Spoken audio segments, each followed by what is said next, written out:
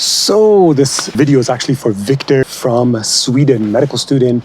And his question was, how can you design, your medical education around this idea of eventually one day having your own medical practice? He asked me what motivated me to start my own medical practice, how did I go about doing it, and what he should focus on in his medical training right now in medical school. I'm going to take this in a few ways, Victor. So I would start with the third question first. I just watched that movie Quiz Show and just reminded me of that. The most important thing that you can do is to understand why you're in medical school and focus your energy and intention of making medical school something that you can get through with the least amount of damage. Meaning medical school is a place to get your grades so that you can lock in a residency for yourself based on what your interests are. Medical school is a great time to really focus on getting a lot of exposure to different doctors. And it's not going to happen from you doing rotations. That is the least effective way for you to figure that out. The best way is to just listen, look, read, watch YouTube videos from a bunch of different doctors in hospice medicine, in ophthalmology, in acute critical care, pulmonology, cardiology, pediatric oncology, rheumatology, allergy, immunology. Really just think about it in a much more broad way than only what you're exposed to, because there's a lot of people you're not going to be able to shadow or rotate with. And understand what your style is. There is no other medical student that's better than you or smarter than you. I think that's a wrong way to think about it. When you think about medicine especially, right now you're in medical school and you see all these super brilliant students who are getting all these great grades. They seem super smart. I think the problem with that is that what you're seeing is somebody's ability to portray themselves in a really good way, and maybe their ability to be a good test taker or book reader or memorizer. Unfortunately, that doesn't really translate well into being a good doc. Is a lot of soft skills, being able to communicate well with a patient, hold space for the patient, explain things well to them, coordinate their care, be an advocate for them. All of the fluffy shit that you've thought is crap and is not really going to matter, that's actually the most important stuff. And you'll get to it eventually, whether you want to believe it or not. After enough patient complaints and lawsuits and headaches and burnouts, you'll eventually come to that realization. It's just all of us are going to realize that eventually, I think, in my humble opinion. But don't look at your fellow medical students for this guidance. You're not going to find it there. You can look at some of your attendings and maybe their style, their communication way, and realize who you really want to be. Do you want to be the narcissistic surgeon? There's nothing wrong with that, as long as you're taking care of your patients. Be that. Do you want to be this kind, really soft, supportive, patient advocate doctor? You can do that. You want to be a little bit crass and funny or whatever, the way I am or I think I am, you can be that. But you want to start figuring that out, because there are different personality types and where you fit in the most. Pay attention to your six senses. Where are you most comfortable? Are you comfortable in a high acuity setting, in the hospital, in the, A&E or whatever you guys call it? I think you guys call it emergency room or urgent care. Or are you more comfortable in the primary care setting, outpatient specialty care setting? Is it really important to you to work with other people, have connections with other people? Do you like that camaraderie of working with somebody else? Or are you comfortable being a radiologist, sitting by yourself reviewing images? I think those are really important things to figure out in medical school. Medical school is about discovering yourself. Hopefully by the time you're in medical school, how to get the grades necessary to make it through medical school. And then comes residency. And I think that's when you really, unfortunately, have to pick your path. You're really going to have to pick what specialty you're going to go into, because that specialty is going to dictate what you're going to be in the future. Even once you do that, there's always a lot of room and wiggle room to get out of it and switch from one residency to another or whatever you want to do, I guess. So that's the piece. I would try to figure out what is it that gravitates you towards medicine. And it seems like, at least watching my stuff, you like the way, don't practice traditional medicine, I do it my way, and I'm all about patient advocacy. Great, you can build that into any specialty you like, even radiology, because the report you give in radiology can be so encompassing and broad and helpful for the physician who's taking care of that patient that you might be a fantastic radiologist who picks up the phone and immediately talks to the pulmonologist. So there's a lot of ways for you to be that supportive, even in any other kind of specialty. As far as what motivated me was that I no longer found myself happy in the traditional setting of primary care. I'm a family medicine doctor. I'm board certified in family medicine.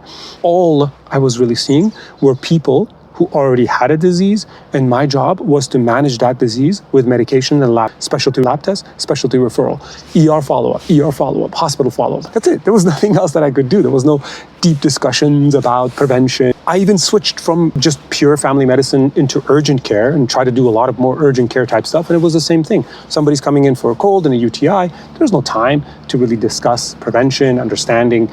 But it's not so much that medicine was at fault. It's that these cohort of patients who get their care when symptoms arise are one group of patients. They will always need that kind of primary care setting, that kind of urgent care setting.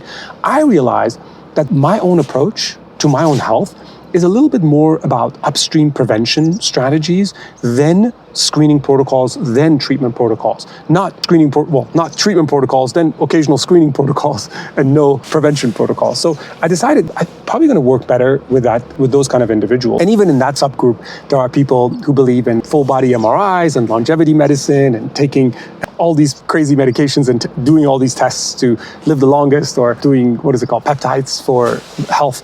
I'm not saying they're wrong. I don't know nothing about that. I don't know how to do that. But I did decide that my skill set would fit best in this kind of healthy aging concept from Dr. Weil, actually, who I really like. Dr. Weil is an integrative medicine doctor. I don't know if he's an internist or family medicine doctor, but I really like the concept of helping people through different modalities to just feel better, to understand their bodies, to empower them. I really like that idea, and I said, let me double down on that. As to how I went about doing it, and this is probably an incredibly important thing for you to hear, is you're going to make a lot of money in medicine. You're going to make a lot of money in medicine. Even in Sweden, where you live, you're going to make quite a lot of money, even though it's not comparable to maybe what physicians make in the US. You can set a lot of that money aside. How do I know that? Because in Sweden, there are people who are living on far less than you'll ever make. And because of that, if you can create a financial dependent pathway for yourself, it's less likely for you to be dependent on the money. I started practicing. I saw my own patient for the first time in 2006. I had my own medical license in California to see my own patients. From then till teen, that's when I became financially independent. By teen, I had enough money in the bank, making me enough money through my different investments, real estate, index funds, whatever you want to call it, that I was financially independent, meaning that income was supporting my lifestyle. Now, that even got better when I moved to Spain from the US. Now, back in the US, for anybody who doesn't know, this is Bend, Oregon, beautiful city and beautiful state. So I was financially independent. I was able to make my decisions based on what I really like to do. Even better, my wife is a doctor as well. So if I'm not making enough money, she makes enough money. So there is that kind of balance and support that we have each other. For the first few years, she didn't work, I worked. And I supported us, and now she's working and she's definitely supporting us so that I don't have to tap into my investments, even though I don't even know why I'm not tapping into my investments. I don't need that much money to retire. But it is what it is. So I think understanding that you do have the luxury, it's a very rare job that you can do something really great for patients and make a lot of money. You can do something great for human beings and be financially very successful, but you got to take that money and actually put it to work. If you go buy yourself an Audi and get a nice apartment in downtown, well, you're just going to be a little bit further away. It's not impossible. I'm not saying don't do that, but it's going to make your options a little bit limited. So the way I was able to do it is to just say, what is it that I want to do? Let me go build that. And I didn't really look at what other people are doing. Maybe the only inspiration I got is what health coaches are doing. I love what health coaches do in medicine.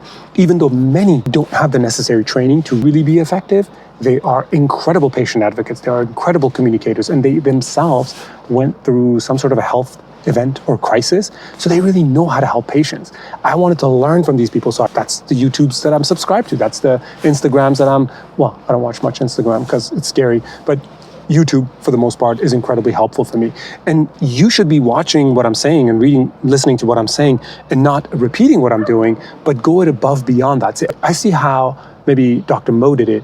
The way I'm going to do it is completely different. I'm actually going to try it like this. I'm going to instill a bunch of technology and help and support for people. I'm actually going to hire health coaches in my own practice to do this kind of work, and I'm going to supervise it and oversee it. Because remember, there's a lot of people who are not even doctors who are helping patients more than doctors, because that's just the way it works. When it comes to healthcare and medicine, we could support people not just through clinical medicine. There's a lot of other ways to support people.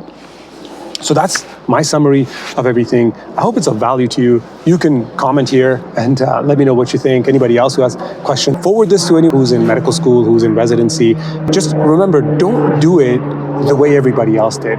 That model of repeating what other people did without adding any kind of new technology or creativity is so outdated, and the world is revolving very rapidly, and there's a lot of great and fantastic things you can do that I wasn't able to do when I was a medical student and training.